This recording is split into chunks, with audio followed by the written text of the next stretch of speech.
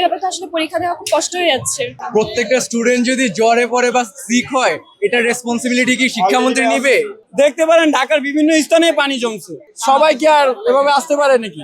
পরীক্ষা স্থগিত করলে মনে হয় ভালো হয়, এক দুটো পরীক্ষা পিছানোই যায়। যে আমরা তো হচ্ছে যে অনেক কষ্ট করে পরীক্ষা দিচ্ছি, কারণ এখানে অনেক হাঁটু সমান পানি, অনেক জায়গায় হচ্ছে পানি উঠে গেছে, কিন্তু হচ্ছে তারপরেও তো অনেকে পরীক্ষা দিতে কষ্ট করে আসতেছে।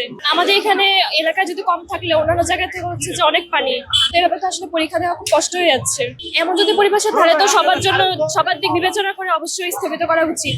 না, আমি যে জায়গায় থাকি সেই জায়গায় আসলে বাধা বিপত্তি আসলে ওরকম কিছু হয় নাই, কিন্তু সবার দিক বিবেচনা করলে অবশ্যই একটু কষ্ট হয়েছে। আবহাওয়াটা এরকম যে এই বৃষ্টি হচ্ছে, এই বৃষ্টি থামছে, কিন্তু আমাদের অনেক জায়গায়, আমাদের মানে এলাকা আমরা যেখানে থাকি সেখানে অনেক জলাবদ্ধতা সৃষ্টি হয়ে গিয়েছে, এবং আমরা স্টুডেন্ট এই যে পানি যে ইয়া করে আসতেছে, যে এই দুর্ভোগটা আমরা সহ্য করছি, এগুলোতে আমাদের পড়াশোনায় কোনো মন বসতেছে না, আমরা অসুস্থ হয়ে যাচ্ছি শিক্ষার্থীরা। তো এক দুইটা পরীক্ষা পিছালে হলে আমাদের আসলে তেমন কোনো মানে প্রবলেম হচ্ছে না।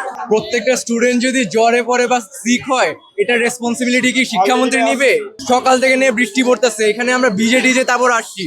ইভেন তো ভাই কলেজে জুতাও পরতে পারি না, বাসার নিচে পানি, কই যাবো?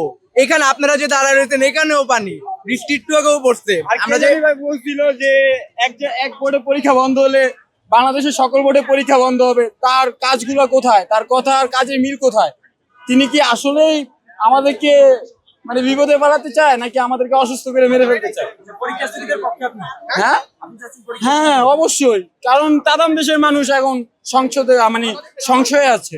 দেখতে পারেন ঢাকার বিভিন্ন স্থানে পানি জমছে, সবাই কি আর এভাবে আসতে পারে নাকি? আর সকালে যে বৃষ্টি হয়, রিক্সা পাইতে কষ্ট হয়, বা রাস্তায় পানি হলে রিক্সাওয়ালারা নিতে চায় না, নানা ধরনের প্রবলেম হয় আমাদের।